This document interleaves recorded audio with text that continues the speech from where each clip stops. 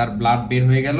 মাত্র 10 সেকেন্ডের মধ্যে আপনারা একটা রেজাল্ট পেয়ে যাবেন। আজকে আমরা ডায়াবেটিস টেস্ট করব, অথবা বলতে পারেন ব্লাডে গ্লুকোজ কতখানি আছে এটা টেস্ট করব। এর জন্য আমাদের কাছে গিয়ার আপের একটা নতুন মেশিন চলে এসেছে, BGM20, এবং এটা পোর্টেবল গ্লুকোজ মিটার।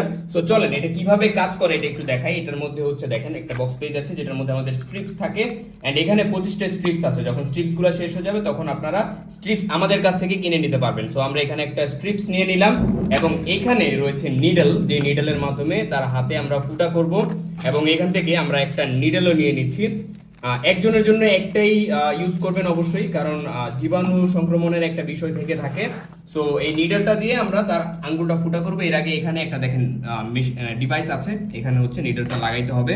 সো এখানে আমরা নিডলটা ইনস্টল করব এভাবে, এন্ড ইনস্টল করার পরে এইটাকে ঘুরিয়ে ঘুরিয়ে পেঁচিয়ে পেঁচিয়ে আমরা এভাবে খুলে ফেলবো। তাহলে দেখবেন এই যে এখানে ছোট্ট একটা সুচ আছে।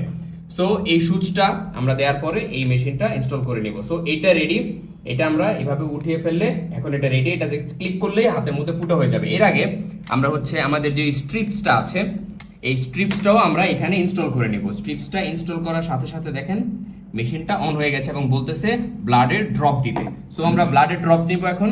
আমাদের এখানে একজন রোগী আছে, এখন তার এখানে আমরা ফুটা করব এবং ব্লাড নিব। সো এই যে তার ব্লাড বের হয়ে গেল। ব্লাডটা আমরা এখানে এভাবে দিয়ে দিব, এন্ড দিয়ে দেওয়ার পরে দেখেন এটা নিয়ে নিয়েছে, এন্ড এখন এটা টেস্ট করছে। মাত্র 10 সেকেন্ডের মধ্যে আপনারা একটা রেজাল্ট পেয়ে যাবেন। এটা এখন ক্যালকুলেশন করতেছে। 4.5 দেখতে পাচ্ছি, তার ব্লাডে গ্লুকোজের পরিমাণ হচ্ছে 4.5। সো এভাবে চাইলে আপনারা বাসায় বসেই আপনার ডায়াবেটিস মেপে ফেলতে পারবেন, অথবা যেটা বলে যে ব্লাডে গ্লুকোজ কতখানি আছে সেটা মেপে ফেলতে পারবেন। সো এই পোর্টেবল চমৎকার ডিভাইসটা আপনারা আমাদের কাছ থেকে পারচেজ করতে পারেন। কখনো যদি স্ট্রিপ শেষ হয়ে যায় অথবা নিডল শেষ হয়ে যায় সেটাও আমাদের কাছ থেকে পারচেজ করতে পারবেন। সো এমন একটা ডিভাইস সবার বাসায় মাস্ট হ্যাভ থাকা চাই, এবং যদি কোনো ইমার্জেন্সি সিচুয়েশন হয় তাহলে অবশ্যই ডাক্তারের কাছে যাবেন। এটা আমরা আপনাদেরকে রেকমেন্ড করি, তবে নর্মালি মাপার জন্য এটা okay. Thank you so much.